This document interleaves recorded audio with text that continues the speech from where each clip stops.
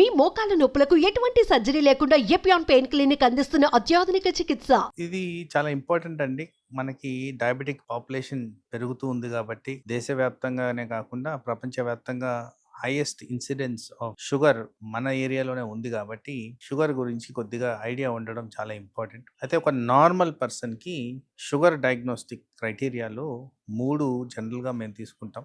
ఒకటి glycosylated haemoglobin, దాన్ని 3 నెలల యావరేజ్ కింద కన్సిడర్ చేస్తాం. అలాగే ఫాస్టింగ్ బ్లడ్ షుగర్, అది కూడా రాత్రి ఒక 8 నుంచి 10 గంటలు గ్యాప్ ఉండాలి. అంటే రాత్రి భోజనం తర్వాత ఉదయం శాంపుల్ తీసుకునే వరకు ఆ గ్యాప్ అనేది మెయింటైన్ చేసిన తర్వాత తీసే test fasting sugar test. General గా అది 6 to 7 మధ్యన తీసుకుంటే కరెక్ట్ లెవెల్ ఆఫ్ మనకి ఇన్ఫర్మేషన్ అనేది వస్తుంది. అలాగే post prandial sugar test or post lunch blood sugar test, ఇది జనరల్ గా 2 hours తర్వాత తీసుకోవడం అనేది జరుగుతుంది. సో ఒక నార్మల్ పర్సన్ కి sugar levels less than 5.7 HbA1c, అలాగే ఫాస్టింగ్ షుగర్ లెస్ దెన్ 100, అలాగే post lunch sugar less than 200 ఇలా ఉన్నప్పుడు ఇది నార్మల్ కింద కన్సిడర్ చేస్తాం.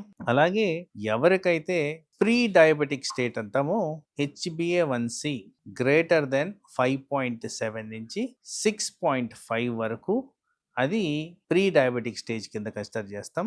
అలాగే ఎవరికైతే ఫాస్టింగ్ షుగరు 100 నుంచి 126 మధ్యన ఉంటుందో అది ఫాస్టింగ్ ప్రీ డయాబెటిక్ షుగరు.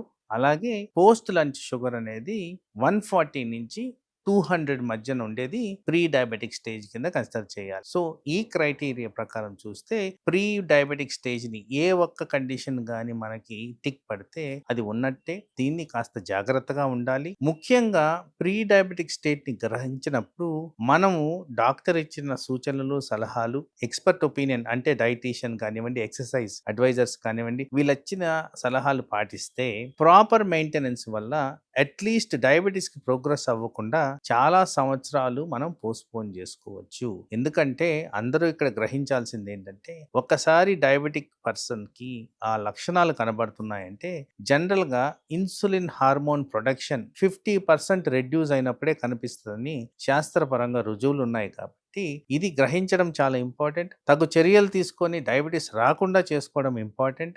ఎంత డిలేడ్ గా డయాబెటీస్ వస్తుందో అంత మేలు మనం చేసుకున్నట్టే. ఎందుకంటే డయాబెటీస్ ద్వారా వచ్చే కాంప్లికేషన్స్ ఇన్వేరియబుల్లీ వైటల్ ఆర్గన్స్ ని మెయింటైన్ చేస్తాయి. కాబట్టి usually related to brain, I, heart, liver, kidney, vital organs. అట్లని చెప్పి మిగతా అవయాల మీద ఎఫెక్ట్ లేదని కాదు, ప్రతి అవయాన్ని డయాబెటీస్ ఎఫెక్ట్ చేస్తుంది. బట్ వీటిని ముఖ్యంగా గమనించాల్సిన అవసరం ఉంటుంది. కాబట్టి ఇది ఎంత దూరం పోస్ట్పోన్ చేస్తే అంత మెరుగ్గా మనం గమనించుకోవాల్సిన అవసరం ఉంది. సో ప్రీ డయాబెటిక్ స్టేజ్ కి వాల్యూ ఇస్తూ దాన్ని పోస్ట్పోన్ చేసే చర్యలు చేసుకుంటే ముఖ్యంగా మనం లబ్ధి పొందేదానికి ఆస్కారం ఉంది.